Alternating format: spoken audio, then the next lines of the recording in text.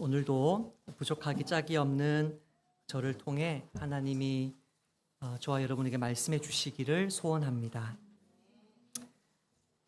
라반이 야곱을 해치지 못하도록 하나님이 그에게 나타났습니다. 전율과 공포로 나타났습니다. 그렇게 나타나셔서 라반을 경고하신 덕에 야곱의 안전이, 그리고 야곱과 더 정확하게는 야곱과 그 가족의 안전이 보장되긴 했습니다. 잠시 보장되긴 했습니다. 그런데 여전히 이 둘 사이에 해결되지 않은 문제가 하나 있습니다. 그게 무엇일까요? 그것이 목숨이 아니라고 할지라도 목숨만큼 중요한 명예가 여기 달려 있습니다.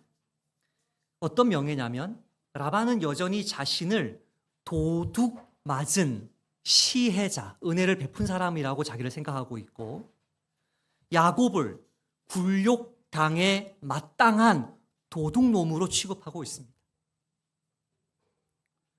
한마디로 야곱이 부자 된 것은 자기 덕분인데, 이 배은 망덕한 녀석이 인사도 없이 도망쳤을 뿐 아니라 나의 드라빔까지, 드라빔이라는 말이 여기 오늘 본문에서는 나의 하나님 두 번이나 엘로헤이, 엘로힘, 나의 하나님이라고 표현되고 있는데 진짜 우리 하나님과 비교하기 위해서겠죠? 이 배은망덕한 녀석이 자기에게 인사도 없이 도망쳤을 뿐 아니라 자신의 하나님까지 훔쳐갔으니 하나님 무서워서 이 친구를 칼로 칠 수는 없어도 자기 아내들 앞에서, 그 종들 앞에서, 자기 또 자녀들 앞에서 야곱의 비열함을 명명백백하게 밝혀서 그에게 굴욕은 안기고 가겠다고, 입 하나, 이 혀 하나 놀리지 말라고, 손 하나 까딱하지 말라고 했음에도 불구하고 최소한 지근지근, 맞아요? 짓밟고 가겠다고 그렇게 쫓아와서 말뚝을 박은 것입니다. 쿵, 쿵, 쿵 말뚝을 박은 것입니다. 야곱의 이 비난은 분명 사실은 아닙니다. 그럼에도 불구하고 일부는 사실입니다. 훔쳤습니다. 누가요? 라헬이 훔쳤습니다. 일부는 사실이 아니지만 그럼에도 일부는 너무나 수치스러운 사실인 이런 상황에서 우리 하나님이 과연 야곱을 위해 어떻게 일하시는지를 보면 세상에서 우리가 굴욕당할 형편에 처했을 때, 굴욕당할 것 같을 때, 그래서 벌써부터 두렵고 낙심이 되려고 할 때, 내가 의지할 분은 하나님 한 분밖에 없음을 다시금 우리에게 보여주실 것입니다. 첫 번째로, 본문의 첫 번째 단락이 어떻게 진행되냐면 야곱에 대한 라반의 비난으로 꽉 채워집니다. 여기 도둑놈이라는 이 명사는 아니고 동사죠. 도둑질했다, 훔쳤다라는 말이 몇 번 나오나요? 3번 나오죠. 한 번은 내 마음을 훔쳤다. 두 번째는 나를 훔쳤다. 다 이제 속였다는 뜻이긴 한데, 세 번째는 내 하나님을, 신을 훔쳤다. 신이라고 표현하려면 신들이 맞죠. 드라빔, 이 복수형이거든요. 제가 이스라엘 박물관에서 본 드라빔은 휴대폰 배터리가 없어서 사진을 못 찍은 게 얼마나 마음이 힘들었는지 몰라요. 지난주와 이번 주. 요만한 드라빔인데 쌍으로 있습니다. 쌍으로. 그게 드라빔, 핌, 밈 해서 복수형으로 만들었단 말이에요. 신들이에요. 신들. 쌍으로 있어요. 2개가. 그 러시아의 마트로슈카 알죠? 러시아 마트로슈카 정도의 크기로 2개가 이렇게 있는 게 드라빔이에요. 본문의 첫 번째 단락은 야곱을 도둑놈이라고 비난하는 그런 야곱에 대한 라반의 비난으로 꽉 채워집니다. 그런데 하나님은 그가 내뱉는, 야곱을 정죄하고 도둑놈으로 닦아 세우는, 몰아세우는 라반의 그 정죄하는 말들을 통해 오히려 라반에게 굴욕을 되돌려 주십니다. 라반은 26절에서 이렇게 말합니다. 내가 나를 속이고 내 딸들을 칼에 사로잡힌 자 같이 끌고 갔으니, 앞에 있는 말은 맞아요. 속였어요. 그렇죠? 그런데 내 딸들을 칼에 사로잡힌 자, 칼로 사로잡은 자 같이 끌고 갔습니까? 라반을 속인 것, 그의 마음을 훔친 것에 있어서는 야곱이 할 말이 없어요. 저도 그럴 때가 있는 것 같아요. 탁구를 한 6개월 계속 못 치고 있어가지고 탁구장 가서 제 신발을 어제 살짝 가져왔거든요. 내 물건이긴 하지만 인사하고 올라오고 그랬는데 아무도 없어서 그냥 탁구 하면 얼른 가죠. 잡히면 또 탁구 쳐야 될 것 같아가지고. 탁구장이 저 시흥에 너무 멀리 있어가지고 제가 통풍 걸리면서 못 갔는데, 내가 그래서 살짝 가지고 나오는 거 보면 나도 야곱과 똑같구나. 그래요. 우리 이런 부분에 할 말 없어요. 우리 비겁할 때 있고, 참 사람들과 직면하지 못해서 피할 때 있고, 그렇게 연약할 때 있어요. 근데 그 뒤에 문장 봅시다. 야곱이 칼로 사로잡은 것 같이 자기 아내들을 끌고 왔나요? 우리는 이미 지난 본문을 읽었습니다. 라반은 그것을 모르고 있습니다. 그 딸들이 하나하나 자신의 아버지의 실상을 20년 동안 본의 아니게 관찰하면서 완전히 자기 아버지와 밀착해 있었던, 특히 라헬 같은 경우에는 성격까지도 완전 똑같은, 그렇게 있는 그 두 자매가 자기 남편 곁에 서기로, 더 이상 자기 아버지의 딸로, 어머니의 딸로 살지 않기로 결단했다는 사실을 우리는 알고 있습니다.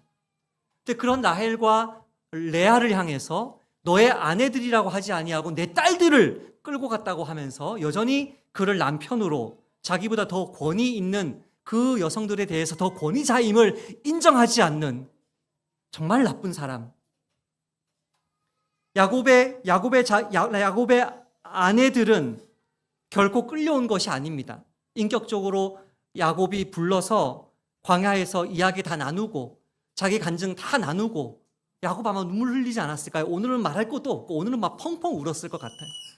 그렇게 자기 아내들에게 첫 간증했을 때 그 아내들이 다 은혜 받아 버려가지고 야곱 편에 서서 그렇게 밀착해 있는데, 자기 아버지가, 자기들을 팔아먹은 자기 아버지가, 자기들을 팔아먹은 그 신부값조차도 자기들에게 결혼 생활의 시드머니로 쓰라고 주지 않았던 그 아버지가 자기 남편 보고 칼로 사로잡은 것 같이 끌고 왔다고 말했을 때 그 옆에서 침묵하고 있는 레아와 라헬의 표정이 보이시나요?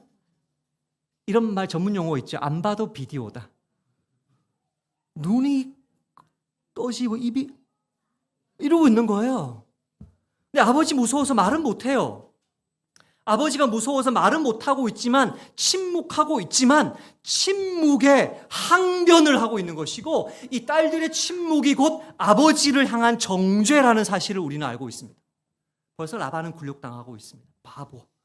우리가 읽으면서 이 바보, 딸들이 모를 줄 알았어?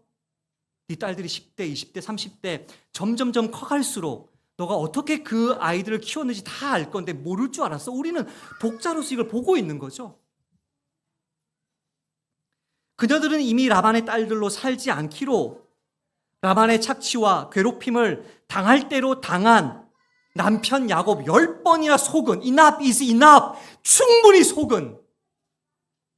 속을 때까지 속은 그 남편 곁에 서기로 이미 다짐하고 있는데, 거기다 대고 말도 안 되는 모욕으로 자기 남편을 닦아세울 때 그 말들이 오히려 그대로 라반의 머리로 돌아가게 하고 있는 하나님의 모습을 봅니다.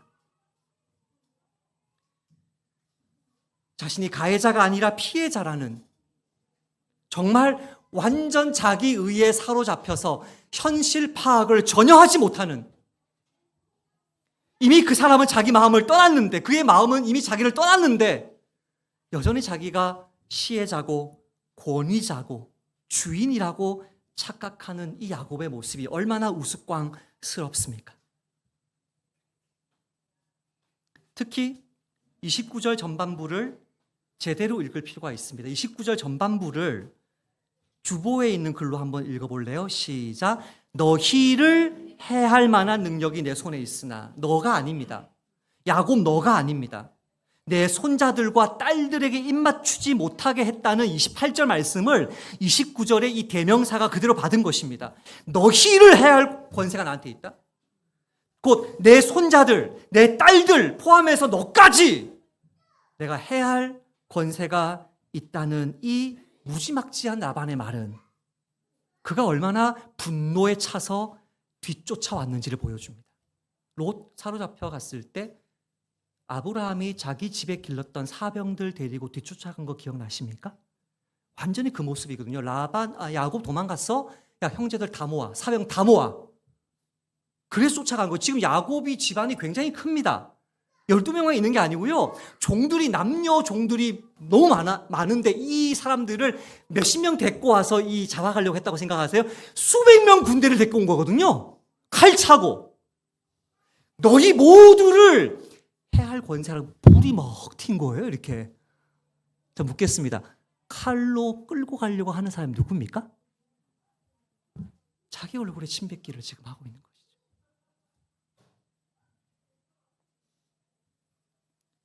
누가 칼로 레아와 라헬을 위협했습니까? 야곱이 아닙니다.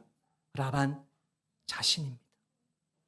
하나님이 막지 않으셨다면 라반 자신이 바로 야곱과 그의 가족 전부를 칼로 사로잡으려고 수백 명의 군대를 데리고 뒤쫓아 온 것이었습니다. 이처럼 냉담한 아버지요, 거짓된 외삼촌이라기보다는 장인이죠.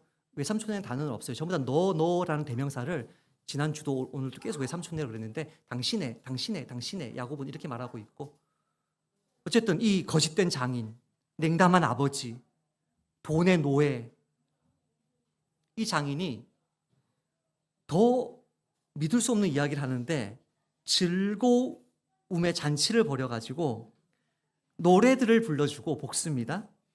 북과 수금을 튕겨가면서 환송잔치를 열어서 보내주려고 했답니다.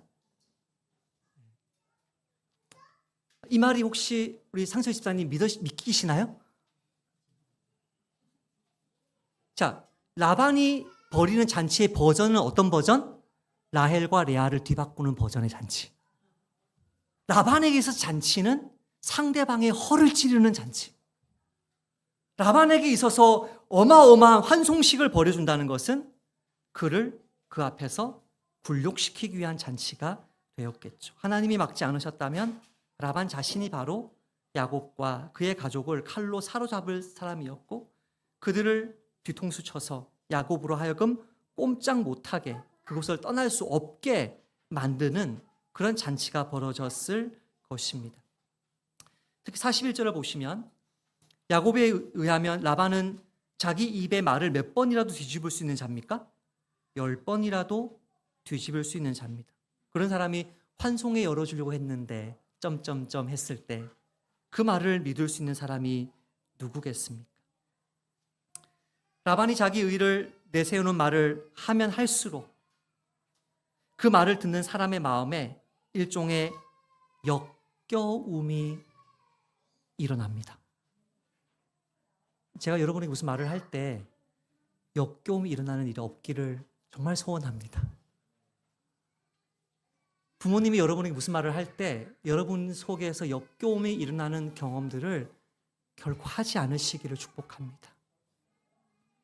말을 하면 할수록 야곱에게 그 두 딸들의 마음에 역겨움이 일어나게 하시는 방식으로서 하나님은 라반을 굴욕적인 모습으로 만들고 있습니다. 유명한 벌거벗은 임금님이 아마 라반의 모습에서 차용하지 않았나, 그런 말도 안 되는 생각도 해보았습니다. 완전히 벌거벗은 임금님의 모습으로서 자기의 거짓됨을 자기만 모르는 그런 모습으로 하나님은 그에게 굴욕을 안기십니다.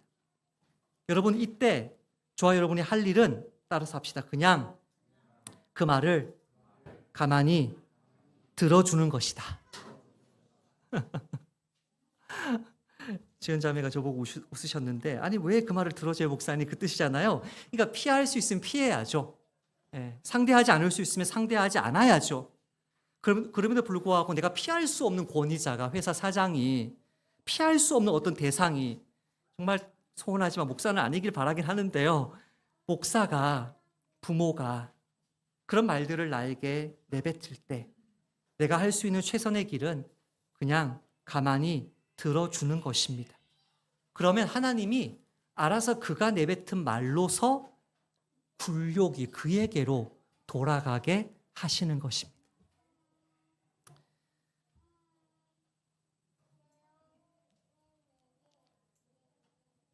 몇 년 전의 일입니다. 제가 목사로서 이런 일을 경험한 적이 있는데요. 어느 분이 이렇게 저에게 물었습니다. 누가 이긴 것 같아? 누가 이긴 것 같아? 나야? 저 님들이야? 그렇게 저한테, 제 동료가 같이 있는 자리에서 저의 의견을 말하기를 요구했던 때가 있었습니다. 지금도 제가 그 기억이 굉장히 슬픈 기억이고 아픈 기억인 것은, 그때 제 영혼이 받은 상처와 그 아픔이 얼마나 컸는지를 제가 이렇게 제 영혼이 반증하는 거죠. 저는 교회 이야기, 성도 이야기를 일체 저 아내에게 하지 않을 뿐 아니라 저의 개인적인 마음의 상태도 아내한테 잘 나누지 않거든요. 그 후자는 여러분 따라 하시면 안 돼요. 근데 그날은 제가 아내한테 와서 그 이야기를 하면서 많이 울었어요. 많이. 그렇게 하지 않으면 제가 너무 힘들어서 많이, 여보 오늘 이런 일이 있었어. 그래서 너무 슬퍼. 많이 울었던 날이에요. 학창 시절에 저의 학위 논문을 지도해 주셨던 교수님이 하신 말입니다. 한때에는 정말 하늘처럼 높아 보였던,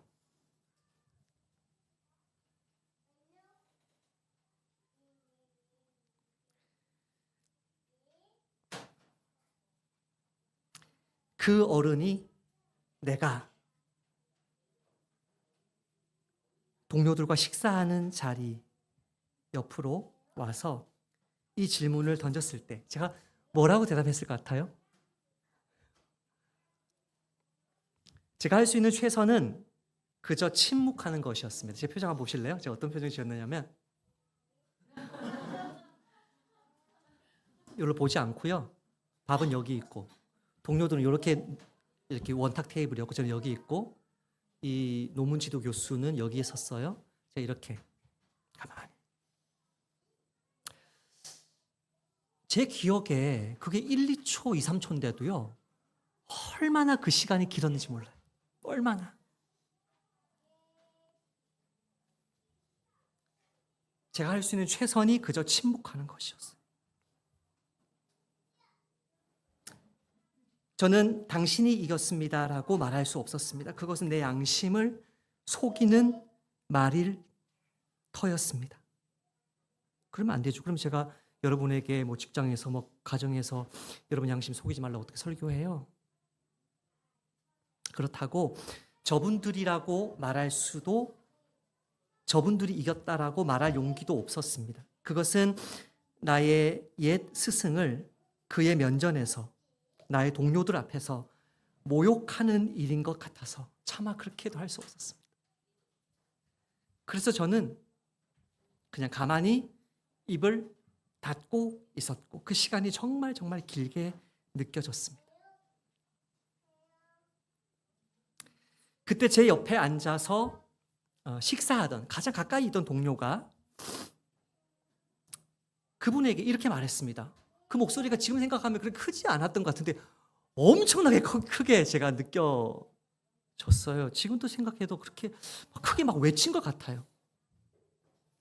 그분이 그렇게 끼어들 줄은 전혀 예상하지 못했고 너무나 크게 외치는 것처럼 느껴졌던 그 말이 아직도 제 마음속에 지금도 재생되고 있는 외침입니다.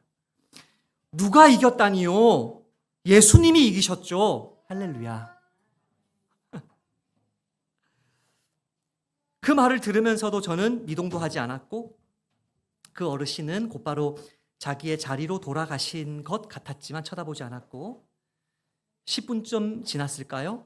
주변의 양해를 구하고 저는 슬픈 마음을 안고 그 불편한 식사 자리를 도망쳐 나왔습니다.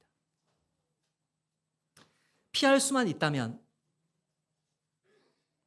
자기 의에 사로잡혀서 저와 여러분을 코너로 모는 우리의 권위자들을 피하는 것이 우리의 정신 건강에 좋을 것입니다.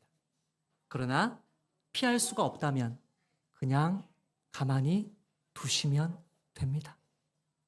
그러면 알아서 하나님이 인간의 허세를 드러내시고 당신의 때가 되면 왜곡된 진실을 바로잡아 주시는 것입니다.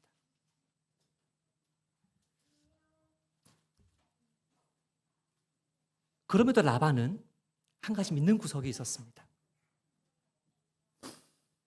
너무나 당당하게 야곱을 닦아 세울 수 있는 비장의 카드가 있었습니다. 그것이 바로 라헬이 훔쳐간 그의 드라빔이었습니다. 이것만 찾아내면 지난 20년간 자신이 야곱을 어떻게 착취했든 그리고 야곱의 이 도망이 아무리 정당하든 모든 상황을 180도 뒤집어 엎어서 야곱의 코를 납작하게 만들 만한 어마어마한 굴욕을 안겨줄 만한 비장의 카드. 이놈은 배은망덕한 도둑 맞죠, 여러분? 할 수 있는 그 비장의 카드가 바로 드라빔을, 라헬이 훔쳐간 그 드라빔을 찾아내는 것이었습니다. 게다가 제가 지금 도박 용어를 쓰고 있는데 게다가 제 출신이 약간 도박하는 사람이 제가 쓰면서 느꼈어요. 왜 내가 저 도박 용어를 쓰지? 이 비장의 카드를 냈는데 야곱이 판돈을 키워버려요. 받고 더블 이렇게 해버리는 거예요. 그게 뭐냐면 나와봐, 걔 죽었어. 이게 맹세고 서원이고 이게 하나님 앞에서는 예언도 될 수 있는 건가 아세요? 어마어마한 말을 해버립니다. 나와봐. 외삼촌의 신을 누구에게서 찾든지 그는 살지 못할 것이요. 이렇게 돼버리면, 발견되면 그 찾은 사람이 요 맹세를 그대로 받아서 죽일 수 있고 맹세 그냥 내려주고 그냥 이거 면해주고 굴욕만 안길 수 있는 거예요. 그러니까 지금 야곱이 이 말을 뱉은 순간 판은 어마어마하게 커져버리고 하나님 앞에서 다 닦아 놓으신, 라반을 바보로 만들어 놓으신 것이 한순간에 뒤집어질 수 있는 그런 상황이 되어버린 것이죠. 이 얼마나 교묘한 교활한 라반입니까? 그거 그대로 받아요. 그거 그대로 받고 이제 검열 시작. 얼씨구나 좋다. 너 그 말했지? 이제 그 사생활을 침해할 수 있는 모든 길들이 열려버리는 거죠.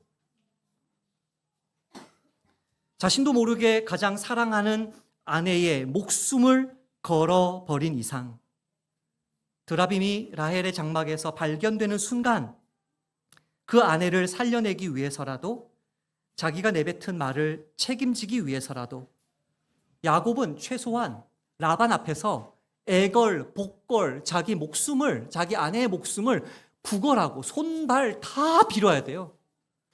가장 비슷한 장면이 요셉이 은잔 숨겼을 때, 베냐민 자루에서 은잔 나올 때 그 직전에 요셉의 10명의 형제들이 뭐라고 하죠? 누구든지 은잔 나오는 사람 그는 죽을 거라고, 노예될 거라고. 그 말했는데 나왔어 안 나왔어요? 나와버렸어요. 그 10명이 울면서 옷을 찢으면서 다시 애굽으로 끌려가는 장면이 이 장면에서 자연스럽게 예상할 수 있는 장면인 거죠. 이것이 발견되느냐 않느냐에 따라 밧단 아람으로 도둑같이 끌려 되돌아갈 수도 있는 위기가 지난 20년의 모든 수고가 끝나버리고 한순간에 앞으로의 모든 찬란한 미래가 다 어두워져 버리는 완전한 역전이 일어나는 상황인 것이죠. 라반이 곧바로 야곱 집안을 샅샅이 수색하기 시작합니다. 순서가 중요합니다. 누구 먼저 수색하죠? 야곱 먼저 수색합니다. 누가 가장 도둑놈 같았어요? 야곱이었어요. 라반의 눈에는. 누가 가장 마지막이에요? 라헬. 라헬은 그러지 않을 것 같았어요. 얘는 내 눈에 넣어도 안 아픈 딸인데. 딸들과 사위와 손자들을, 정말 자기 가족을 속여왔던 라반이, 그가 가장 믿었던 가족이었던, 자기를 가장 많이 닮았던 그런 라헬에게 속게 만드시는 장면이 나옵니다. 게다가 라반이 라헬의 장막에 들어갔을 때 라헬이 그 우상을 감추려고 그 우상을, 그 드라빔, 요만한 드라빔 2개를 어디 집어넣었어요? 낙타 안장에 집어넣었어요. 그리고 그 위에 어떻게 해요? 앉아버려요. 우리는 이렇게 느끼죠. 아니, 어떻게 이런 신박한 기술을, 어떻게 이런 신박한 은닉을. 예. 유튜브 그 휴대폰에 그 지운 분들은 못 볼 거예요. 저를 비롯해서 못 보는데, 유튜브에 가끔 보시면 그 국세청에서 이 고액 체납자들 그 집 뒤지는 영상이 가끔 나오거든요. 제가 가장 즐기는 영상인데 그거 제가 이제 못 보게 됐어요. 제가 그거 못 보게 됐어요. 이제 제가 딴 거 안 보는데 그런 거 보거든요. 들켰다 오늘. 참. 정말 어떻게 이렇게 신박한 은닉을 할 수 있을까? 이걸 못 찾는 거예요. 게다가 라반이 뒤진다고 할 때 이 원어를 제가 읽지는 않겠지만 손으로 만져서 뒤지고 있거든요. 이렇게 다 눌러보는, 이 딱딱한 거니까 눌러보면서 모든 옷과 이걸 다 뒤지고 있단 말이에요. 근데 라헬이, 가장 아끼는 라헬이, 가장 믿고 있는 라헬이, 그 라헬에게 뒤통수 맞는 이 굴욕을 보여주는데, 그 라헬이 그거를 자기 밑에 넣고 그 위에 앉아버려요. 이렇게 놀라운 은닉은 국세청도 못 찾을 것 같잖아요. 그게 우리의 반응이잖아요. 고대 독자들에게는 그런 반응이 아니에요. 고대 독자들은 어떻게 반응하냐면 경악을 금치 못해요. 제가 예를 들어볼게요. 오늘 예배 중에 누가 은율이었던 것 같아요. 은율이가 여기 의자에 무릎을 꿇고 서서 저 안을 쳐다봤어요. 예. 은율이는 지금 사람 되어가고 있는 과정이잖아요. 사람이 아닌 애들은 아직 신발을 신고 올라가거든요. 물불 안 가리고 올라가는데 얘는 무릎을 이렇게 해서 이렇게 올라가는 거예요. 은율이가. 그 말은 뭐예요? 이 의자는 발로 밟기에는 너무나 깨끗한 어떤 거야. 그러니까 내가 발로 밟으면 안 되고 무릎으로 이렇게 해야 돼라는 의식이 있는 거거든요. 그렇죠? 발과 무릎은 틀려요. 사무엘상 5장 5절에 언약궤 뺏겼을 때 다곤 신전에 언약궤를 갖다 놓자 다곤이 자빠져 버립니다. 걔를 다시 일으킵니다. 그 다음날 다곤이 어떻게 되나요? 목이 부러지고, 죄송해요, 손모가지가 날아갑니다. 그 목과 손모가지가 어디에 닿게 되죠? 문지방에 닿게 됩니다. 그 이후로 모든 다곤의 제사장들이나 다곤의 신전에 들어가는 자는 오늘날까지 아스돗에 있는 다곤의 문지방을 발로 뭐하지 않는다? 밟지 않아. 이게 고대 근동 사람들의 정서예요. 근데 지금 이 하나님을, 보면 하나님이라고 되어 있거든요. 라반의 하나님을 지금 어디에 깔았어요? 오늘 설교 수위 조심해야 돼요. 엉덩이에 깔았단 말이에요. 이게 경악을 금치 못하는 구절이에요. 이거는 제가 한 예를 제 머릿속에 떠올라서 썼어요. 어느 크리스찬 가정인데 데이비드 쉔크라는 그 메노파 목사님이, 크리스찬 가정이 시아파 무슬림 친구를 그렇게 자기 예배당에 초대한 거예요. 이분은 무슬림을 전도하시는 분이기 때문에 무슬림들의 모스크에도 들어가고 교류하면서 성경을 꾸란과 비교해 주면서 전도하시는 분인데, 이분이 자기 집에 초대한 뒤에 잘 먹이고 잘 입히고 배불리 그렇게 환대한 뒤에 그 다음날 자기 교회를 간 거예요. 당연히 메노파 교회였겠죠. 메노나이트, 제세르파 교회를 갔어요. 제가 그대로 읽어줄게요. 우리 가족은 아주 최근에 시아파 이란인 가정, 요 근동에 사는 사람들입니다. 유목민들이거든요. 우리 시아파 이란인 가정을 초대했다. 그들은 기대감을 가지고 우리의 주일 오전 예배에 참석했다. 미국에 이민 온 지 30년 지났는데 미국인들이 자기 집에 자신의 가족을 초대해 준 것은 30년 만에 처음이래요. 그렇게 행복한 시간을 보내고 그렇게 이제 그 다음날 주일 오전 예배에 간 거예요. 그런데 그 가정의 아내와 자녀들은 강당의 장의자, 여러분 장의자 이렇게 우리는 다 의자네. 의자에 딱 앉았단 말이에요. 근데 이 남자는 장의자에 자기 아내와 자식들 옆에 앉는 대신에 교회당 제일 뒤편, 이순옥 집사님 지금 앉아 계시는, 이순옥 어머님 앉아 계시는 제일 뒤편 의자에 앉아야만 했다. 이유가 뭐죠? 왜냐하면 성경책들이 장의자 밑에 있는 선반에 놓여 있는 것을 본 거예요. 뒤쪽에서 이렇게 선반에, 그러니까 앉으면 앞에 있는 사람 의자, 장의자 밑에 뭐가 있어요? 성경이 이렇게 꺼낼 수 있는 거예요. 자, 성경을 직접 깔고 앉은 게 아니고 성경 위에 뭐가 있어요? 나무가 있고, 네? 나무 위에 사람이 앉았는데 그거에 경악을 금치 못한 거예요. 아니, 성경은 꾸란에 의하면 하나님의 책인데, 모세가, 이사가 쓴 책인데, 다윗이 쓴 책인데, 성경인데, 이게 하나님의 책인데, 하나님의 책을 어떻게 거기 엉덩이들이 깔려있는 거기에 놓을 수 있냐는 거예요. 이 사람이 그게 앉지를 못하고 예배 끝난 뒤에 교회 사람들, 목사님을 비롯해 교회 장로님 비롯해서 불러가지고 성경을 대하는 이런 무신경한 태도를 제발 그만둘 것을 조언했다. 우리도 밑에 선반이 있는데 선반에 성경책이, 여러분 괜찮아요. 우리 괜찮아요. no problem. 괜찮아요. 저는 그렇게 생각하는 사람 아니고, 고대 근동의 이 세계관에서 거룩한 것을 발 밑에, 엉덩이 밑에 놓는다는 것은 상상조차 할 수 없는 거예요. 고대 근동 사람이었던 라헬이 이 사실을 몰랐을까요? 알았죠. 근데 너무 다급했던 거예요. 너무 다급했던 거예요. 게다가 우리 하나님 정말 적나라하게 이방 신에게 굴욕을 주시는데, 라헬이 뭐라고 얘기하냐면 마침 생리가 있어. 이 지점에서 라반의 우상들은 문자 그대로 생리용품으로 전락해버립니다.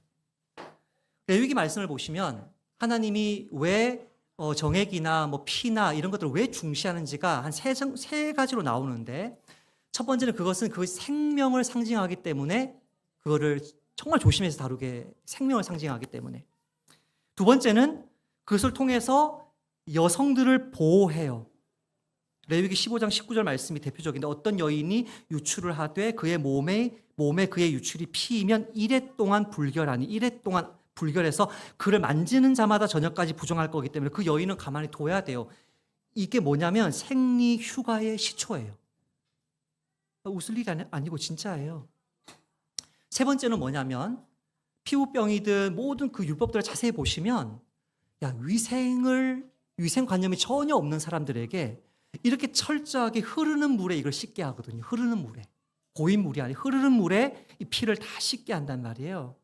이런 하나님의 섭리가 나오는데, 정말 선한 섭리가 나오는데, 아까 제가 읽었던 레위기 15장을 계속 읽어보면 이런 말이 이어집니다. 그가 불결할 동안에는 그가 누웠던 자리도 다 부정하며 그가 앉았던 자리도 다 부정한즉. 우상을 더럽히시되 회복 불가능하게 더럽혀 버리시는 하나님의 적나라한 이 지혜가 얼마나 놀랍게 드러나는 본문인지 모릅니다. 라헬이 그 드라빔을 훔쳤을 때 라헬은 그 물건이 영적으로 더럽다는 생각을 거의 못한 것 같습니다. 영적으로 더러운 물건이라면 어떻게 훔칠 수 있었을까요? 야곱에게 왜 말을 안 했냐면 야곱이 노발대발할 걸 알았거든요. 영적으로 더러운 물건인데 영적으로 더럽다고 생각하지 아니하고 이 우상을 훔쳐서 야곱의 20년 고생을 한순간에 무너뜨릴 위기에 처하게 되자 하나님은 라헬 스스로도 정말 내키지 않았지만 지금 이 사태에서 도저히 장소가 없어서 내키지 못했던 그 행동을 죽음에 대한 공포 때문에 달리 생각할 장소 겨를도 없이 행하게 하심으로써 그 우상을 물리적으로 아예 더럽혀 버리십니다. 저는 오늘 이 적용을 하려고 하는 것은 아니지만 여러분이 그것이 돈이든 인간관계든 어떤 여러분의 엔터테이닝하는 오락이든 그것이 여러분의 주님을 향한 마음을 빼앗으면 그것은 영적으로 더러운 물건이 됩니다. 그것을 더럽다는 사실을 깨닫지 못하고 탐닉하면 그 자체를 하나님이 더럽히시는 일이 있습니다. 얼마나 무서운지요. 영적으로 더러운 물건을 더럽다고 못 느끼니까 이것 자체를 물리적으로 더럽히면서 누구를 구해내세요? 야곱을 구해내세요. 어디 그뿐입니까? 마지막 세 번째 단락입니다. 하나님은 라반이 당황한 표정을 지으며 라헬의 장막에서조차 빈손으로 나온 그 직후부터 판을 완전히 뒤엎어 버립니다. 지금까지는 라반이 야곱을 닦아 세우고 몰아 세우고 도둑놈이라고 비난했던 판이었다면 이제는 오히려 라반이 도둑과 다름없는 자였음을 드러내십니다. 이 세 번째 단락은 우리나라 법정에서 이루어지는 장면이라고 보시면 되는데 이게 왜 법정이냐면 같이 한번 읽어볼까요? 자, 36절 시작. 야곱이 노하여 라반을 책망하매 야곱이 라반에게 대답하여 이르되 내 허물이 무엇이니까 무슨 죄가 있기에 외삼촌께서 내 뒤를 급히 추격하셨나이까. 여기서 책망하매가 디스퓨트예요. 디스퓨트. 이게 법적인 싸움을 벌이는 거예요. 다투다는 표현이에요. 법적인 다툼을 벌인 거예요. 여기 검사도 있고 변호사도 있고 판사도 있고 배심원도 있어요. 판사 겸 배심원이 37절에 나오는데 읽어볼까요? 시작. 외삼촌께서 내 물건을 다 뒤져보셨으니 외삼촌의 집안 물건에서 무엇을 찾아내었나이까? 여기 내 형제와 외삼촌의 형제 앞에서 그것을 두고 우리 둘 사이에 판단하게 하소서. 배심원 다 불러냅니다. 그들이 최종 판결할 것입니다. 지금 검사, 변호사가 피고 원고가 다 뒤바뀌어 버립니다. 야곱의 20년 쌓였던 울분이 36, 37절에서 1단계, 38, 40절에서 2단계, 41절, 42절에서 3단계로 갈수록 인텐시브하게, 갈수록 강력하게 라반을 나쁜 놈으로 만들어버립니다. 도대체 뭘 찾아내셨습니까? 하나도 못 찾을 것 때문에 칼 들고 수백 명 끌고 오셨습니까? 지난 20년간 나처럼 성실하게 일할 수 있는 그런 목자가 여기 있습니까? 여기 배심원 여러분 집에도 목동들이 있을 건데 나처럼 이렇게 일하는 목동들 보셨습니까? 사소한 거지만 이게 오역이거든요. 눈 붙일 겨를이 없었다가 오역이에요. 왜 눈 붙일 겨를이 없었다가 오역이냐면 눈 붙일 겨를이 없었다는 것은 낮에 그만큼 바쁘고 밤에 잠은 잘 수 있어요, 없어요? 밤에 잠은 잘 수 있어요. 눈, 코 뜰 새 없이 바빴단 말이에요. 이 말이기 때문에 이 말이 그 말이 아니고 당연히 낮에는 눈, 코 뜰 새 없이 바빴던 거고 밤에 잘 때 너무 추워서 너무 더워서 잠을 잘 수가 없었다는 말이에요. 잠이 그냥 달아나 버렸다는 말이에요. 밤낮으로 잠을 못 잤다는 뜻이거든요. 그런데도 도둑이 나를 도둑으로 몰았잖아요. 도둑이 훔쳐갔을 때도 삼촌은 그거 내가 다 보상하라고 하셨죠. 내가 다 보상했어요. 하나하나 말할 때마다 배심원단이 서로의 얼굴을 쳐다보는 거예요. 이렇게 뭐야 이런 거였어? 처음 그 36, 37절에서 이런 반응이 있었을 거예요. 뭐야 야곱이 도둑놈이라더니 그래서 그놈 잡아오자고 우리를 급히 끌고 오더니 아무 증거도 못 찾은 거야? 야곱 양들은 전부 다 점박이고 전부 다 시커먼 거야? 38절, 39절, 40절 울분을 토할 때 배심원단은 이렇게 이야기할 거예요. 아니 저렇게 순하고 성실한 청년을 그토록 지독하게 부려먹은 거야? 아니 양심에 털난 거였어 저 인간? 마지막 41절 42절에서는 아니 오죽하면 그의 아버지의 그의 할아버지의 하나님까지 나타나서 책망까지 했다는데 겁도 없이 이 난리를 친 거였어? 죄송해요. 죽고 싶어 환장한 거 아니야? 고대 근동의 사람들에게 신이 얼마나 무서운 존재인데요. 죽고 싶어 환장한 거 아니야 저 사람? 지금 이거는 사실 다 예표예요. 예표. 이 일들이 그대로 출애굽에서 반복되거든요. 출애굽에서는 쫓아온 놈을 하나님이 어떻게 해버리세요? 죽여버리세요.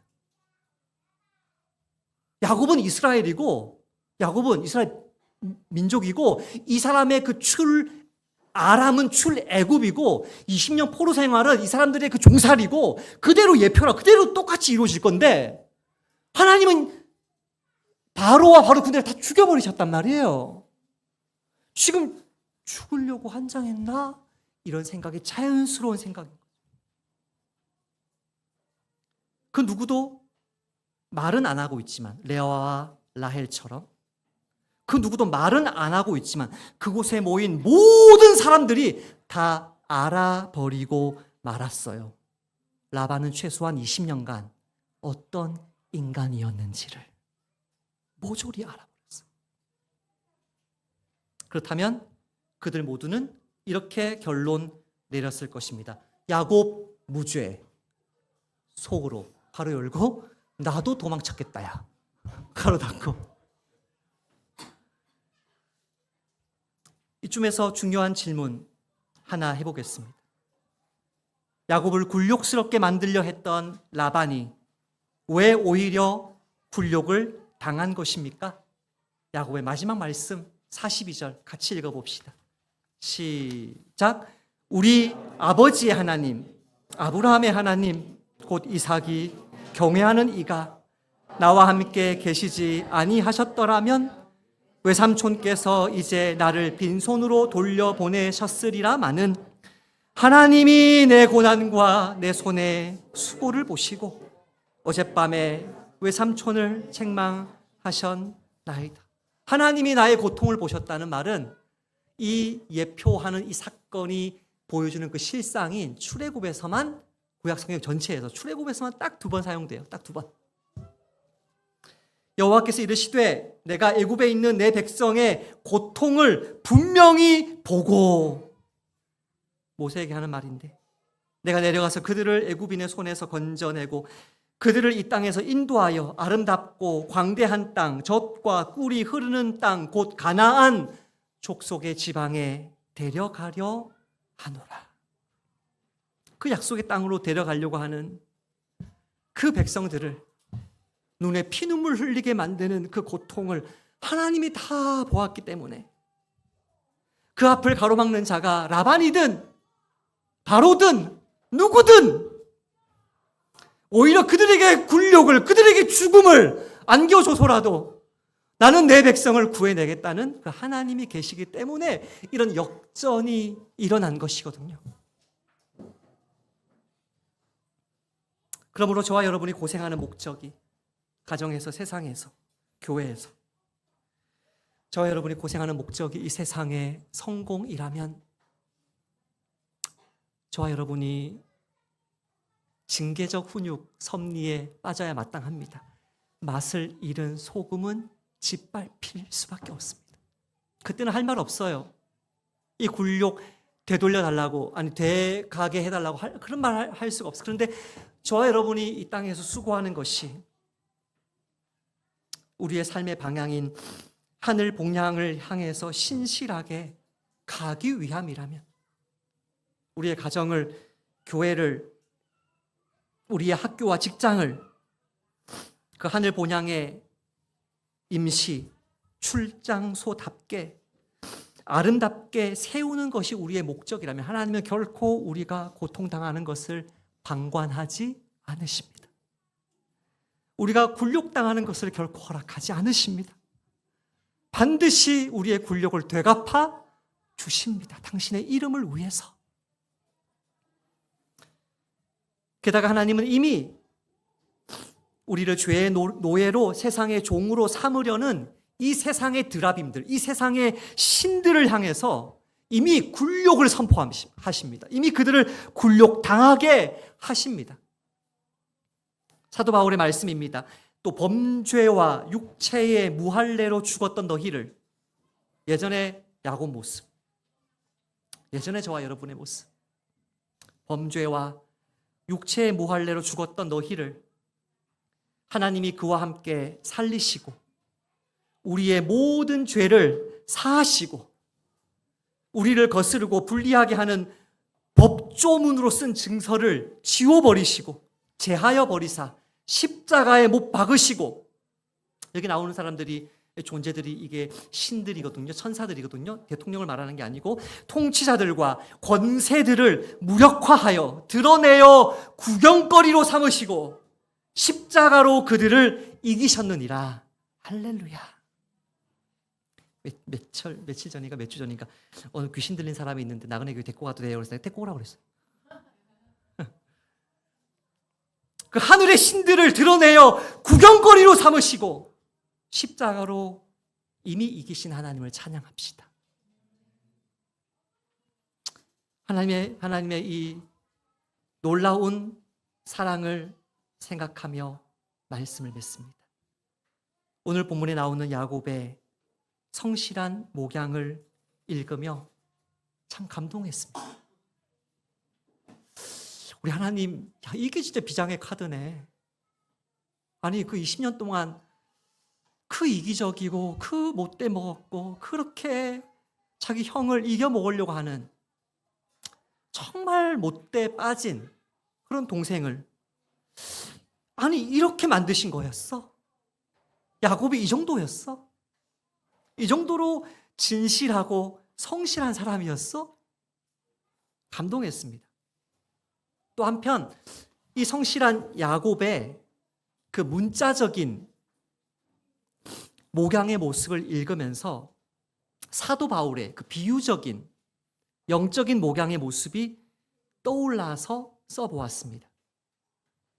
내가 수고를 넘치도록 하고, 엄청 많아요. 엄청 길어요. 제가 이거 건너뛸게요. 내가 수고를 넘치도록 하고, 또 수고하며 애쓰고, 여러 번 자지 못하고, 줄이며 목마르고, 여러 번 굶고, 춥고, 헐벗었노라. 야곱과 굉장히 비슷한 모습이거든요. 이 외의 일은 고사하고 아직도 날마다 내 속에 눌리는 일이 있으니 곧 모든 교회를 위하여 염려하는 것이라. 누가 약하면 내가 약하지 아니하며 누가 실족하면 내가 애타지 아니하더냐.